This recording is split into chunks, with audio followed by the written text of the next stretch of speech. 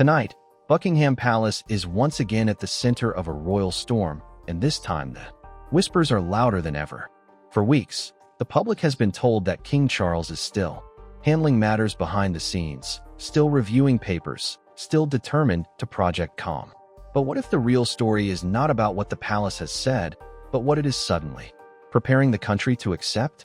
Because behind the polished statements and carefully managed appearances, there are growing signs that the balance of power inside the monarchy is shifting fast. And at the heart of it all is one explosive question: if the king is stepping back, who truly takes control of the crown's public future, and who gets left out of the room? This is not just another royal update. This is the kind of moment that can quietly redraw the line of succession in practice long before anything changes on paper. And if what is being reported behind palace walls is even half true, then Prince William and Catherine are no longer being positioned as the future in theory. They are being positioned as the future right now. Before we go further, if you love following the twists, tensions, and power moves inside the royal family, take a second to like this video and subscribe to Crown Chronicles. It really helps the channel, and you do not want to miss the next chapter of this story. Now, from the outside, Buckingham Palace has worked hard to project steadiness. We have seen the carefully selected photos, the reassuring updates, the message that the institution is moving forward with dignity and discipline. That image matters because the monarchy survives on confidence as much as tradition. The palace cannot afford to look uncertain.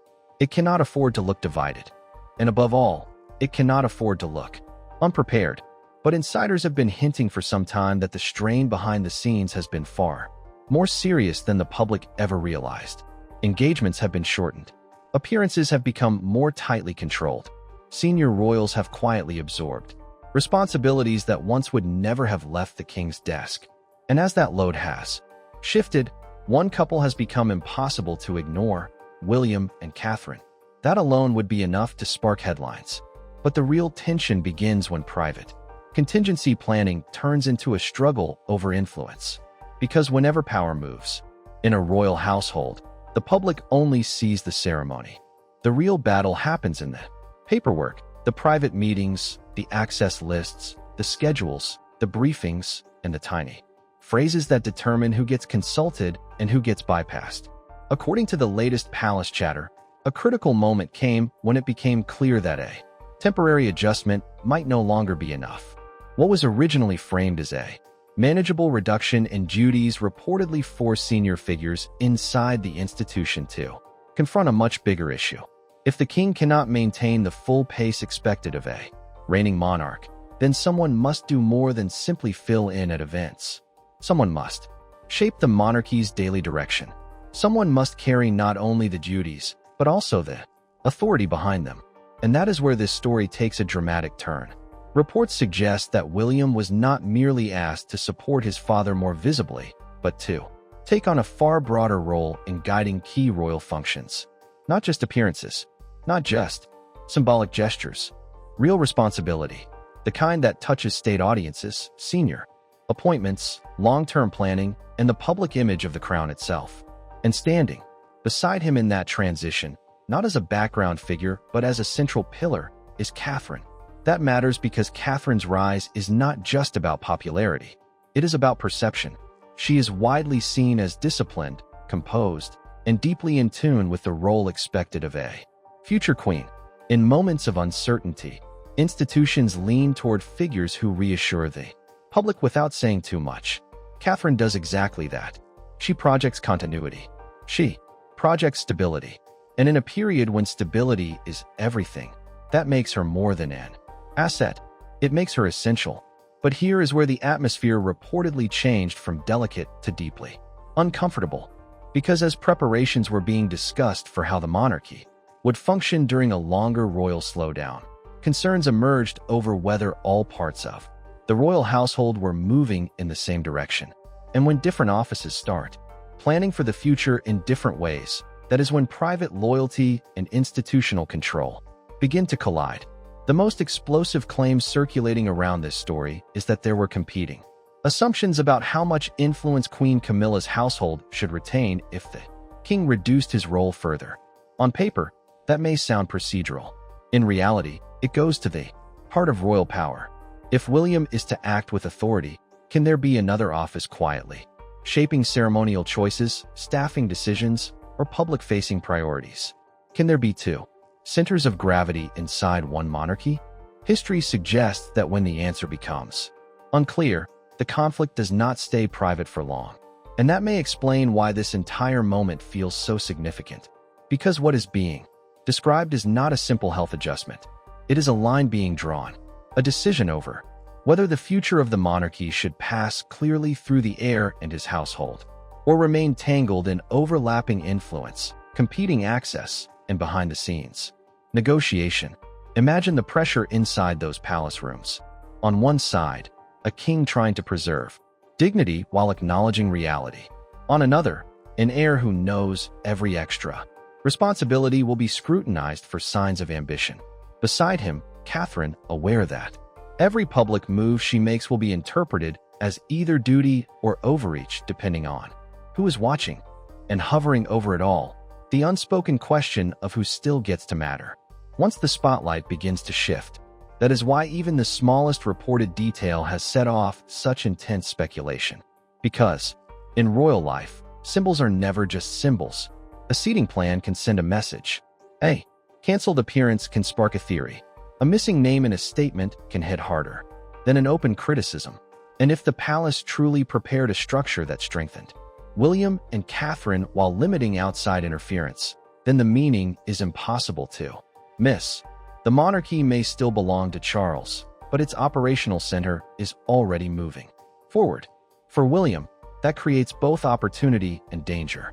He has spent his entire life preparing for the crown, but preparation is not the same as permission.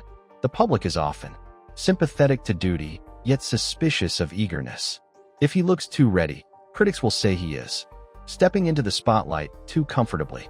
If he looks hesitant, others will say the monarchy lacks direction. It is an impossible balance, and that is exactly why this reported transition had to appear driven by necessity, not ambition. Catherine faces a different challenge. Her strength has long been in measured visibility. She does not dominate headlines through chaos. She dominates them through control.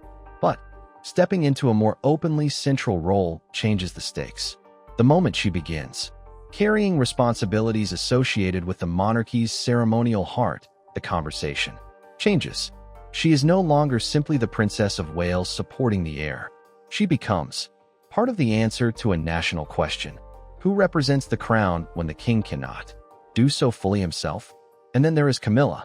No matter where viewers stand on her place in royal history, one thing is clear. She has spent years building a defined role beside Charles. She is not a passing figure. She understands the rhythms of palace life, the personalities, the sensitivities, the machinery behind official duty. So if this transition truly sidelines her household from key influence, it would not feel like a minor adjustment. It would feel like a hard boundary. Not the loss of title, but the loss of leverage. And in royal circles, leverage is often the difference between being present and being powerful. That is why the most talked about element of this story is not simply that William and Catherine may be taking on more. It is the suggestion that this shift may have been formalized in a way that deliberately closed the door to competing influence. If that is true, then the message was not only about continuity. It was about control. It was about making sure that when decisions are made in the king's absence, they move in one direction and from one command structure. And once a monarchy decides it needs one clear command structure, there is almost no way to make that feel emotionally painless. Because beneath the constitutional language and public restraint, this is still a family story. A father confronting his limits. A son being pushed closer to the role he has always known was coming. A daughter-in-law stepping into a more powerful position under the harshest possible scrutiny. A wife potentially watching authority slip away not through scandal, but through process.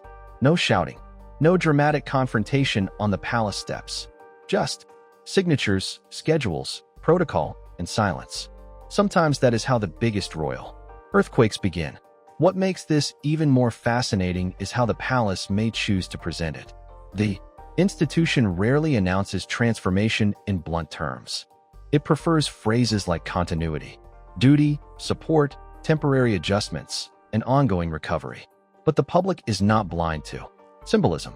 If William is handling the major burdens, if Catherine is increasingly visible at the center of ceremonial life, and if Camilla appears absent from the structure of decision-making, then people will draw their own conclusions no matter how cautiously the statements are written.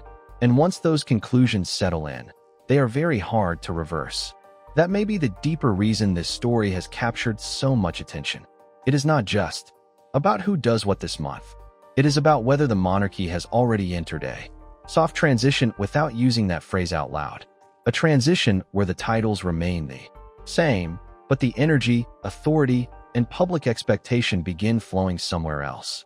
A transition that does not require a coronation to feel historic. If that is what we are witnessing, then the real significance of this moment is not one dramatic headline. It is the quiet realization that royal power is often transferred twice. First, in practice, then in ceremony. And practice may already be telling us exactly where the institution believes its future now sits. So where does this leave the royal family from here?